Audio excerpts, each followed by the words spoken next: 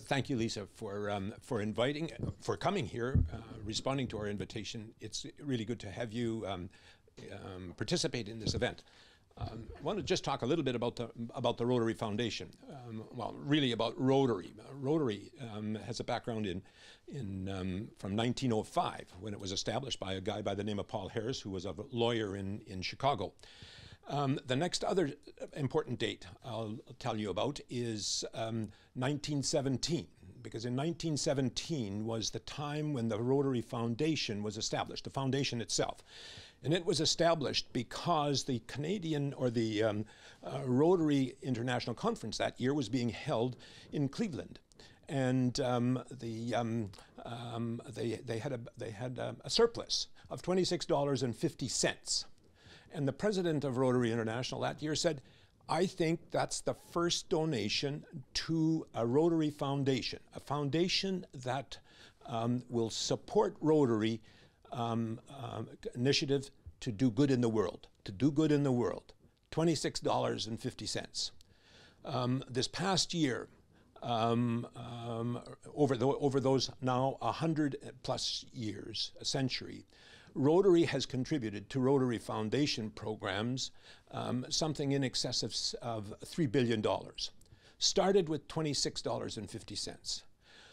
The significance of the Paul Harris relates exactly to those two features. The thought that Paul Harris had of being able to do something really important. One person, Arch Clump, said $26.50 puts us in a place to do good work around the world. When Paul Harris died in 1947, the board then said, we need to recognize him, and they established the Paul Harris Fellow designation. Rotarians, we can buy a Paul Harris Fellow if we wish, and many Rotarians do.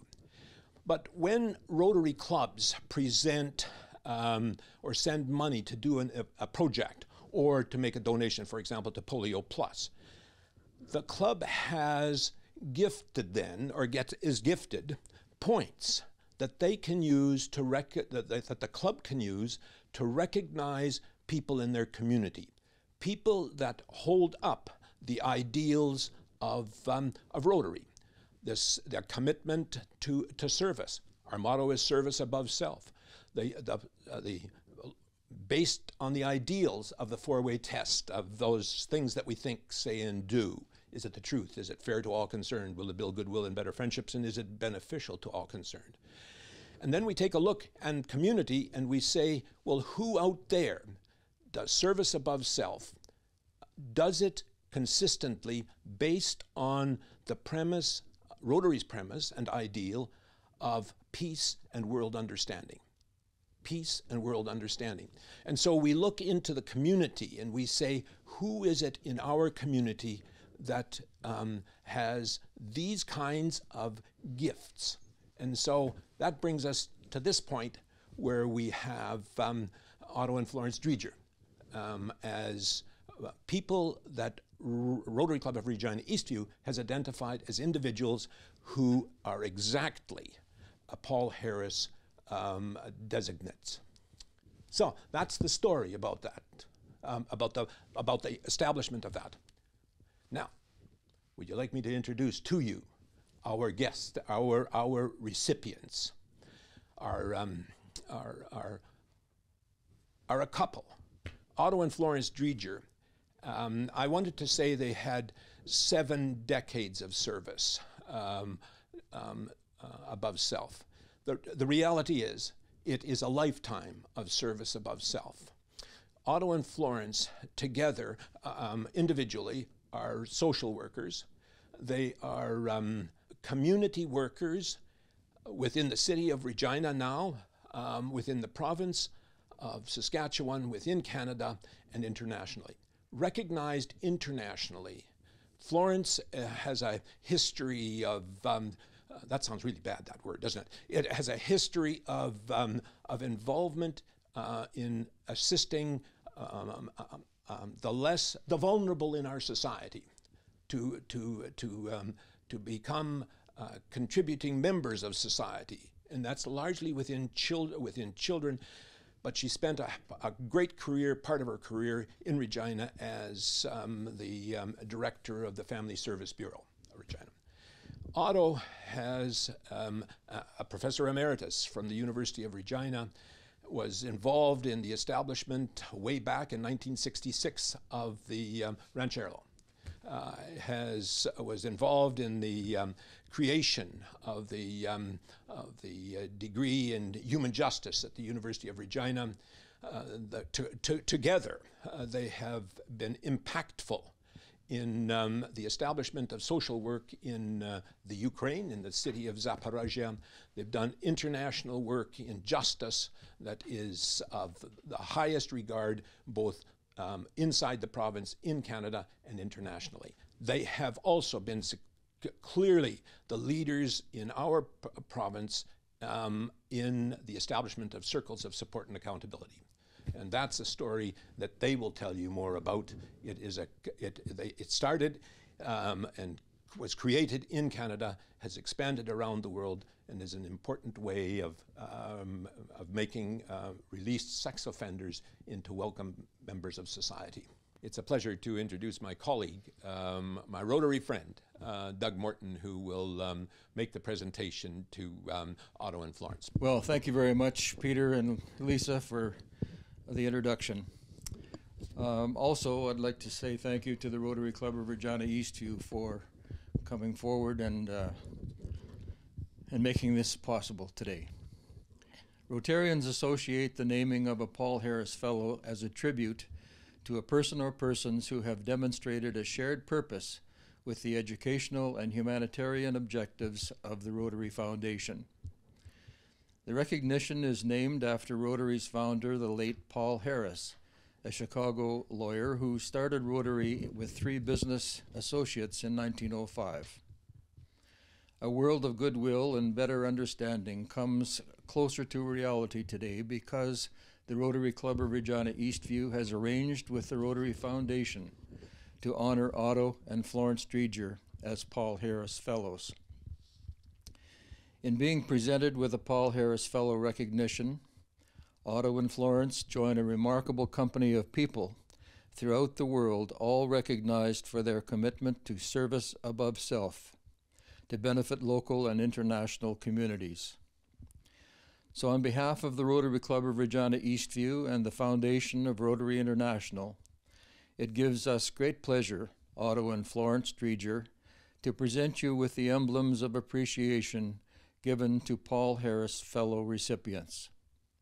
We congratulate you and thank you for your individual lifelong commitment to peace and world understanding, which parallels Rotary's historic humanitarian focus. So it is quite an honor to be presented a Paul Harris Fellow, so congratulations to both of you. Now, I just want to, Peter had mentioned earlier about, you volunteer so much in our community, and we are so thankful for that. So I just want to ask the question about the circles of support and accountability. Why did you get involved with that? Well, quite frankly, we didn't initiate our involvement. People outside of Regina initiated it when they phoned us and said, we have somebody coming to Regina, and he's desperate because he was going to stay with this family, and he went to the door. He had the key, but there was this big dog, and he was barking ferociously. So he said, he phoned back to our friend in PA, and he said, what can I do? And so this fellow said, well, phone Otto. So Otto phones, or he phones Otto. Otto's at work. He phones me, and can we have somebody come and stay with us for a little while? Well, he stayed with us for probably about 1.5 years while his wife was still in Saskatoon. He came here. He became part of a group of people that were supporting him. And so that's how one of the ways we got involved. Otto probably has some other things to say about that because he got involved through another way in Ottawa. He was on the interfaith chaplaincy committee for the Federal Correction Service Canada. And so they were considering how can we help people who have offended sexually find a place in the community where they can grow in their connections with community members that will help them and integrate and also keep the community safe. So that was how we first got involved. There were many other steps along the way, but that's kind of what started it. So, Otto, the Rotarians talk a lot about service above self, and it's been referred to here.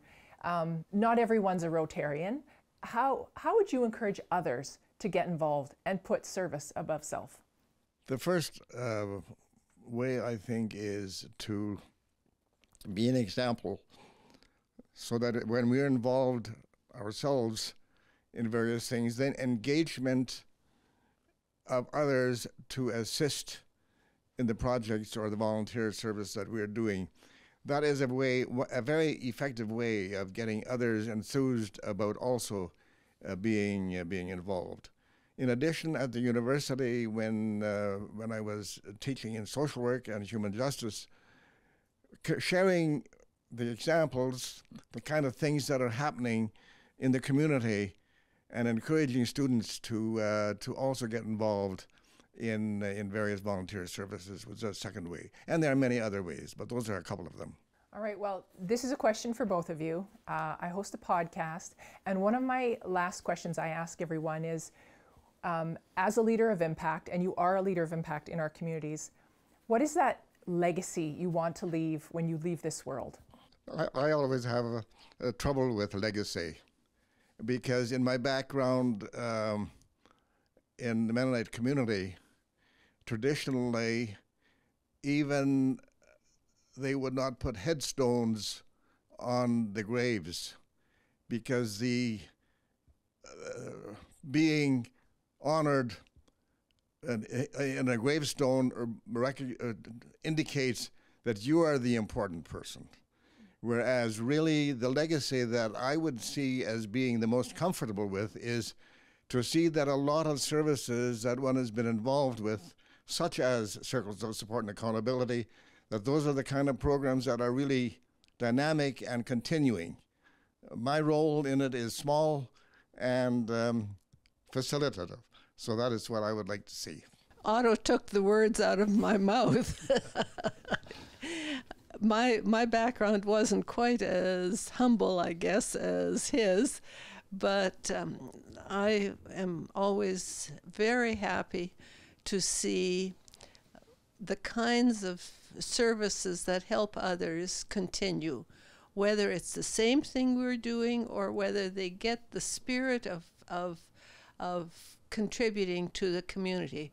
We're so happy when we see our daughters doing exactly that in their lives. To us, that's a legacy that we are very happy with, and our grandkids are starting to do the same thing. So it's that kind of thing. Or Lucy in Ukraine, who is using exactly that model of being an example for others in her community worldwide, not just here in Regina. So congratulations to Otto and Florence Driedger for their the Paul Harris Fellow, and I want to thank Peter and Doug for inviting us to the house, to their family house, for joining them in this presentation. I hope everyone has heard their message and continues to put service above self.